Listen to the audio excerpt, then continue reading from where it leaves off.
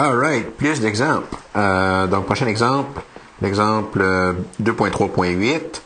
On veut utiliser la définition formelle pour calculer la dérivée de f de x égale à moins 2x au carré plus 4x plus 3. Donc, f de x, la variable x, devient x au carré fois moins 2 plus 4 fois x plus 3. On veut trouver la pente de la droite tangente pour f de x à x égale à 0.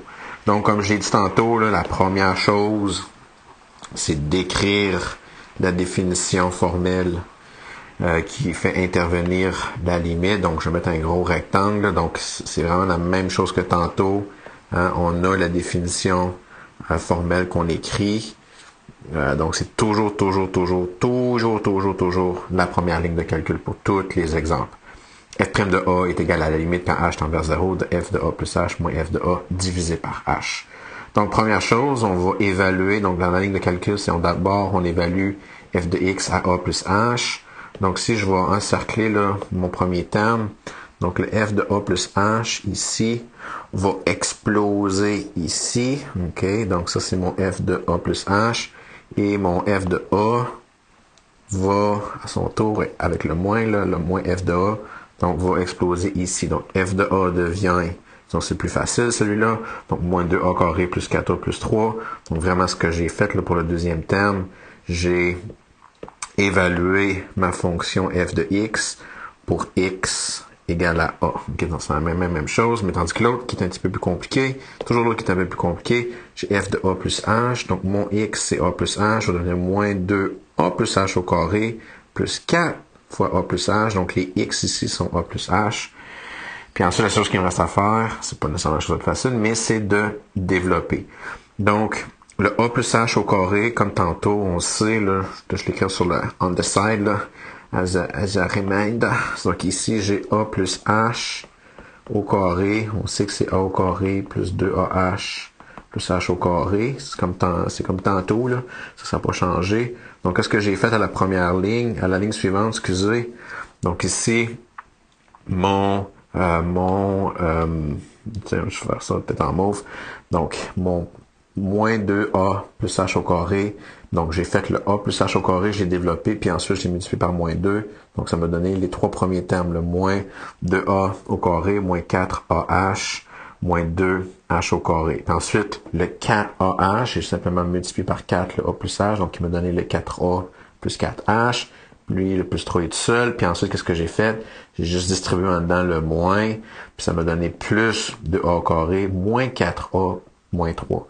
Comme je l'ai dit tantôt, qu'est-ce qui va se passer dans ces questions-là? C'est que tous les termes à l'intérieur de f de a vont simplifier des termes à l'intérieur de f de a plus h. Donc, je vois que le 2a au carré va simplifier le moins 2a au carré. Le moins 4a va simplifier le plus 4a. Puis le moins 3 va simplifier le plus 3. Puis là, moi, c'est juste trois termes. Le moins 4ah, moins 2h au carré, plus 4h. Puis là, je vois que dans ces termes-là, j'ai fait deux moves algébriques, là. Donc, j'ai vu que je vois que chaque terme qui reste, ça c'est important, chaque terme qui reste, j'ai un h. Donc, j'ai un h qui me reste. Donc, j'ai un h dans le terme, excusez. Donc, je vais mettre en évidence un h. Donc, le moins 4ah va devenir, une fois que je mets en évidence le h, va devenir moins 4a. Le moins 2h carré, une fois que je mets un h en évidence, va devenir moins 2a. Et le 4h, lorsque je vais mettre un h en évidence, va simplement devenir 4. Donc ça, c'est mon h en évidence. Puis bien sûr, là, ça, c'est la partie qui est classique. Là. Donc là, ici, je cancelle. Donc je vais faire ça ici. Là, je cancelle. Une fois que je l'ai mis en évidence, le h en avant va aller canceller ce du bas. Oh yeah, ça, c'est la bonne partie. Là, la cancellation du h en bas avec le h en haut. J'obtiens une nouvelle expression qui est telle que lorsque je vais l'évaluer à 0, donc le moins 4a, moins 2h plus 4, lorsque je remplace le h par 0, ben ça me donne moins 4a, moins 2 fois 0 plus 4, qui se simplifie à moins 4a plus 4. Donc, toutes les h sont parties, sont évaluées à 0. Puis c'est juste une petite remarque sur la notation. Quand est-ce que la limite part, le truc, okay, donc pour la notation mathématique, là, à côté de l'égalité, à chaque étape, j'ai ma limite. Donc, à chaque étape, j'ai ma limite. Sauf que, quand est-ce qu'elle s'en va? Donc, vous voyez la première ligne. Tant et si longtemps que dans la formule, il y a des h, la notation limite, OK, est présente dans les calculs. C'est lorsque je remplace le h par 0 que la notation limite est partie. Donc, la limite quand h tend vers 0, c'est vraiment, c'est comme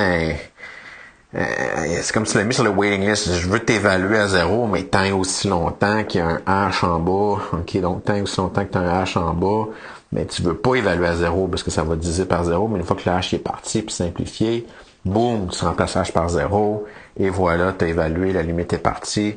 Donc, c'est vraiment comme une évaluation en attente. Tant et aussi longtemps que ça marche pas, mais tu n'évalues pas, mais dès que le h est simplifié, là, tu évalues, la limite est partie, puis ton équation, c'est une équation en termes de A.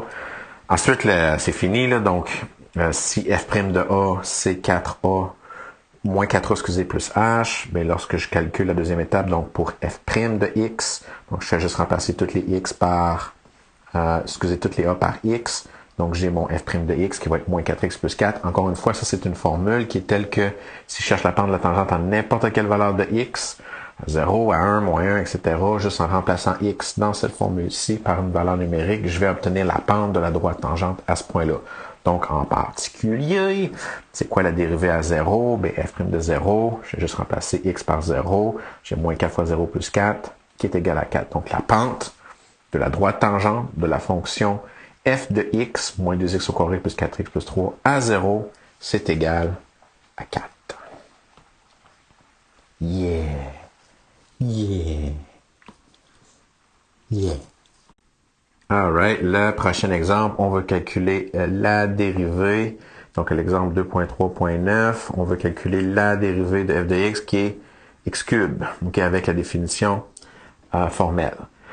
Donc, comme je l'ai dit déjà 2 fois, ok, donc ici, la première chose qu'on fait dans n'importe quelle question, c'est on écrit la définition formelle de la dérivée, donc f' de A, c'est égal à la limite quand h tend vers 0 de f de A plus h moins f de A divisé par h. Donc ça, c'est la première ligne de calcul. Peu importe. La question, ça commence toujours de même. Ensuite, on évalue. Donc ici, je vous rappelle qu'est-ce que la fonction fait. Lorsque je l'évalue à x, ça me donne x cube. Donc peu importe ce que j'ai comme entrée, ça va mettre la 3. Donc pour mon premier terme, j'ai f de A plus h. Donc le x c'est A plus h. Donc ça va devenir A plus h à la 3. Puis le A, f de A, excusez, mais je vais le remplacer. Donc le x est remplacé par A, donc il va juste devenir A cube. Donc si je dois développer, faites attention à la 3. Peut-être pas tout le monde qui se souvient de ça, là, mais je vais l'écrire sur le côté là, comme un autre friendly reminder. Mais quand tu as, disons, x plus y à la 3, donc x plus y à la 3, c'est le premier terme à la 3, plus 3 fois le premier terme au carré, fois le deuxième, plus 3 fois le premier terme, fois le deuxième au carré, plus le dernier terme, donc le dernier terme à la 3. Donc j'utilise la formule rapidement. Donc ici, sauf que là, mon x c'est A, puis mon h c'est y. Donc le premier terme ici, là, donc le A plus h à la 3, va devenir le A cube plus 3A carré H plus 3A H au carré plus H cube. Puis bien sûr le A à la 3. Donc ce terme-là, le A à la 3, c'est bien sûr le A cube. Puis comme d'habitude, je sais là que les termes à l'intérieur de f de A, qu'il n'y en a rien qu'un ici, va canceller quelque chose. Donc dans ce cas ici, qu'est-ce qui cancelle? Le moins A cube cancelle le premier A cube. Il me reste juste 3 termes. Chacun des termes que je laisse en arrière contient un h. Donc, j'ai moins 3h, 3a carré h, plus 3a carré h, plus 3a carré, plus h cube. Donc, je retire, je mets en évidence un h. 3a carré h, lorsque je mets en évidence un h, il me reste juste 3a carré. 3h au carré, quand je mets un h en évidence, il va me rester 3ah. Puis le h cube, quand je mets un h au carré, il reste juste h au carré. Puis bien sûr, oui, la partie où le h que j'ai mis en évidence va aller canceller le h d'en dessous. J'ai une brand new expression, le 3 au carré plus 3h plus h au carré. Je remplace h par 0. Là, on voit là ici que la notation limite là, disparaît. Donc dès que je remplace h par 0, j'ai 3a carré plus 3a fois 0 plus 0 au carré qui simplifie à a au carré. Donc, j'ai ma dérivée, f' de a, c'est 3a au carré. Donc, la dérivée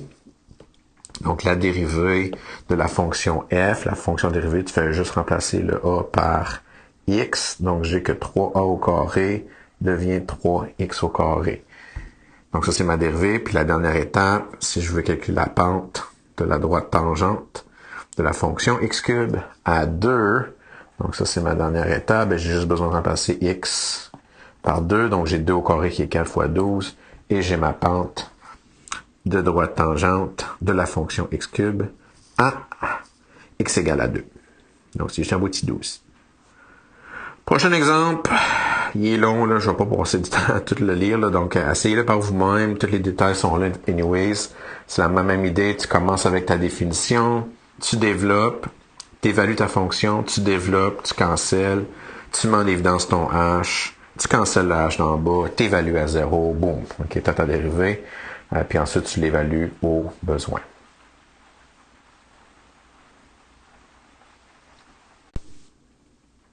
Alright, donc dernière section du chapitre, couple de trucs sur les points critiques. Donc c'est vraiment une section visuelle, ok, donc où on va regarder à nouveau là des fonctions qui sont définies graphiquement. Donc comme je l'ai mentionné au début du chapitre, les dérivés, ultimement, le but c'est d'utiliser les dérivés d'une fonction et la deuxième dérivée d'une fonction pour étudier une fonction f. Puis le premier lien, puis ça c'est vraiment des détails qui vont revenir là, plus, qui vont être plus importants là, lorsqu'on va faire des applications de la dérivée.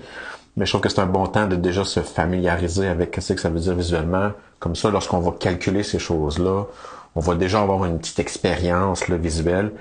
Surtout qu'une des plus grosses questions dans les 4 premiers chapitres là, sur la portion calcul du cours, c'est de construire le graphe d'une fonction. Donc, c'est faire le lien entre l'algèbre et le visuel. Donc, premier théorème, le lien entre le signe de la première dérivée puis l'accroissement d'une fonction. Donc, si tu as une dérivée qui est positive, strictement positive, la fonction est croissante, donc elle est en train de monter. Si f' est négative, alors la fonction est décroissante. Donc, qu'est-ce que ça devrait induire comme idée, là, ce théorème-là, c'est que le tableau des signes de f' nous donne l'accroissement d'une fonction. Une partie positive croissante, partie négative décroissante. On va reparler de ça, c'est extrêmement important. Mais bien sûr, puisque f' c'est donné par une limite, puisque c'est une limite, je pourrais avoir soit un 0 ou je pourrais avoir une limite qui crash, donc que ça se calcule pas. Donc, qu'est-ce qui se passe dans le cas où ce que tu trouves f' est égal à 0 ou f' n'existe pas? Ces deux possibilités-là donnent naissance, si on veut, à la prochaine définition, la définition de point critique. Donc, un point critique, c'est un point dans le domaine où ce que f' de A est soit égal à 0 ou f' de A crash n'existe pas.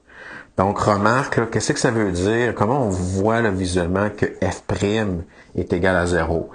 Mais f' est égal à 0, ça représente typiquement le top d'une montagne ou le creux d'une vallée, mais qui est arrondi. Donc ici, là, tant qu'à être là, tout aussi bien en parler avec le premier théorème, je vois que ma première fonction, là, la première partie, les f', si je dessine des pentes à n'importe quel point avant, les f'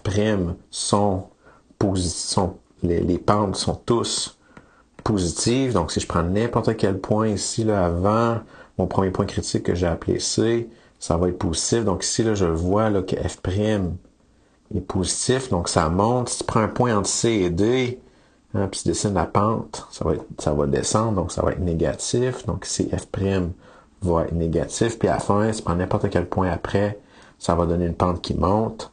La fonction est croissante, donc f' est positif. Mais au top de la montagne, je le vois, la tangente est horizontale. Même chose dans le creux de la vallée, la tangente est horizontale.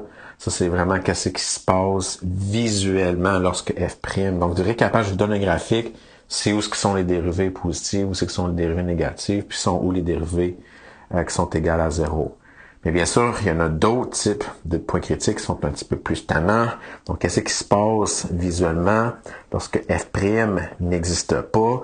ça correspond visuellement à une des trois situations suivantes. Donc, c'est une fonction qui a un pic, ok, donc qui a un coin, automatiquement la dérivée n'existe pas. Puis si l'idée intuitive, c'est si ma fonction, justement, on la voit comme étant une route, mais si je voyageais, donc supposons que je vais y aller en vers, supposons que je voyageais de la gauche, puis là, je me mets à déraper lorsque j'arrive à A, ben ma trajectoire va être en ligne droite vers, disons, le nord-est. Mais si je venais de la droite, puis que je me mets à déraper, ben je vais avoir une tangente qui va aller vers une différente direction. Donc, c'est quand j'ai les différentes directions des deux côtés, ça arrive quand j'ai un coin ou quand j'ai une discontinuité, mais j'ai une fonction qui est telle que f', même si A est dans le domaine, ma fonction est continue, mais f' n'existe pas. Puis ici, tant qu'à être là, je peux voir qu'avant A, f' est positif, puisque la fonction A monte, prend n'importe quel point, dessine une tangente, ok? Tu vas voir que c'est positif, donc que ça monte. Mais si tu prends un point après A, puis tu le dessines, bien sûr, qu'est-ce que je vais obtenir? Bien, je vais obtenir une pente qui est négative. Donc ici, vu que ça descend, f' est négatif. Donc le deuxième cas, donc ça c'est vraiment le cas là, du coin-coin. Donc qu'est-ce qui se passe lorsque la fonction est, si vous avez une fonction qui est discontinue, automatiquement il n'y a pas de dérivée, donc la dérivée n'existe pas. Encore une fois, il y a plusieurs manières de le voir. Discontinuité, normalement, c'est plus simple dans le sens que tu essaies de tracer ton graphique, faut que tu lèves ton crayon, c'est pas continu, puis il n'y a pas de dérivée. Donc les deux viennent ensemble automatiquement. Pas continu, c'est pas dérivable. Mais attention, pas dérivable, ça peut être continu. L'exemple qu'on vient de faire avec le coin, est pas dérivable à A, mais continue à A. Je peux tracer ça sans lever mon crayon. Donc ici, une discontinuité. Donc si je dois lever mon crayon, comme si je lève mon crayon à A, donc c'est non continu à A, donc c'est non différentiable. Celle qui est tannante, c'est la tangente verticale. Donc ici, qu'est-ce que j'ai? C'est si je regarde les pentes, mais puis ici, il faut se souvenir qu'une droite tangente, c'est une fonction linéaire, puis puisque c'est une fonction linéaire, mais je peux pas avoir de pentes qui sont justement verticales. Si on dessine une droite verticale, on se demande c'est quoi la pente, il n'y en a pas de pente, ou la pente est comme infinie, là. Donc, c'est une tangente verticale. Si vous voyez une fonction qui est telle que lorsque vous essayez de la suivre là, avec les tangentes, vous la spankez partout, en guillemets, puis si vous avez une spank verticale, bien, vous avez un autre point où ce que la dérivée n'existe pas. Donc, pic, non continu, tangente verticale. Okay? Ce sont trois types de points où ce que il n'y en a pas de dérivée. Donc, allons-y avec un exemple visuel. Donc, ça, c'est classique là, comme question. Donc, trouvons les points critiques. Et on va aussi trouver les intervalles où ce que la fonction, où ce que les dérivées sont positives, strictement positives, et où ce que les dérivées sont strictement négatives. Commençons toujours par les points critiques. Parce que typiquement, qu'est-ce qui se passe? C'est entre les points critiques, la dérivée va soit être positive, strictement positive ou strictement négative. Donc, point critique, il y en a deux types. F' égale 0, puis f' n'existe pas. Donc, égal à 0, c'est les tangentes qui sont horizontales. Donc, si j'ai un point qui est à peu près à 0.8, là, qui est tel que la droite tangente, hein, si je regarde la droite tangente, mais sa pente, c'est 0. Donc, j'ai mon premier point critique à 0.8. Donc, à 0.8, ma fonction f' est telle que f' est égal à 0. Puis c'est le seul point comme ça. Parce que maintenant, pour les points où ça n'existe pas, là, lequel que vous faites en premier, ça n'a pas vraiment d'importance. Typiquement, les gens, vous aimez faire discontinuité, parce qu'on est déjà un peu habitué avec la discontinuité. Je vois que A-1, donc A-1, peut-être le rajouter ici, là, A-1, il faut que je lève mon crayon. Donc, quand je trace mon crayon, quand je trace ma fonction, puis tant qu'être là, de moins l'infini jusqu'à -1, j'ai pas le choix de lever mon crayon, donc c'est pas continu à -1, puis ensuite je peux tout tracer le reste sans lever mon crayon. Donc tant qu'à être là, tout aussi bien, là, si je cherche la continuité de f, ben c'est continu partout, sauf à -1. Ou de moins l'infini à -1 ouvert, union, -1 ouvert à l'infini. Puis là, j'écris en jaune juste pour vous écœurer. Okay. Donc, -1, c'est un point critique parce que ça n'existe pas. Donc, ça, c'est mon premier point critique. La forme f' n'existe pas. Donc, à -1, f' n'existe pas. Puis si on vous demande de justifier, c'est discontinu. C'est le seul temps que c'est discontinu, le seul temps que je dois lever mon crayon. Ensuite, j'ai-tu un petit peu pic? Oui, j'ai un petit peu pic. Le petit peu pic qui est à 2. Donc, quand je dessine mon graphique, là, j'ai un coin à 2. Donc, à 2, lorsque je regarde à 2, mais ma fonction f' n'existe pas. Pourquoi? Parce que c'est un coin. J'ai-tu des tangentes verticales? Quand je trace mon graphique, là, je le vois qu'au début, tant qu'à être là, je le vois qu'au début, là, de moins l'infini jusqu'à moins 1, peu importe le point que je choisis, la pente va être positive, donc je vois que f' est positif. Entre moins 1 puis le point critique 0.8, j'ai encore du positif, donc f' est encore strictement positif. Mais entre 0.8 et 2, si on prend n'importe quel point, ça descend. Donc j'ai que f' est négatif. Puis ensuite, à partir de 2, qu'est-ce que j'ai? Vous prenez n'importe quel point. Le f' est positif. Donc j'ai f' positif. Donc, je viens de répondre au reste de ma question. Donc, j'ai aucune tangente verticale. Et lorsque je regarde mes dérivés, donc quand est-ce que f' est positif, de moins l'infini à moins 1, ça monte. De moins 1 à 0.8, ça monte. Puis ensuite de 2 à l'infini. Donc, remarquez que tous ces intervalles-là que je colle ensemble sont ouverts. Quand est-ce que f' est négatif, entre 0.8 et 2, ça descend. Donc, j'ai juste un intervalle ouvert où ce que ma fonction est telle que f' est égale, plus petite, strictement plus petite que 0. Donc, ça, c'est quelque chose que je m'attends que vous soyez capable de faire. Je vous fous un graphe d'en face, donc une fonction définie visuellement. Je m'attends que vous trouvez les points critiques de la forme f' est égal à 0. Je m'attends que vous trouvez les points critiques, identifiez les points critiques de la forme f' n'existe pas, coin, discontinuité, tangente verticale. Puis je m'attends que vous soyez capable de trouver sur quel intervalle ouvert le f' est positif, strictement positif, puis aussi que le f' est strictement négatif. Alright, ça conclut le chapitre 2. Donc, merci de m'avoir écouté et si vous avez aimé, laissez-moi un pouce bleu. Bye bye là.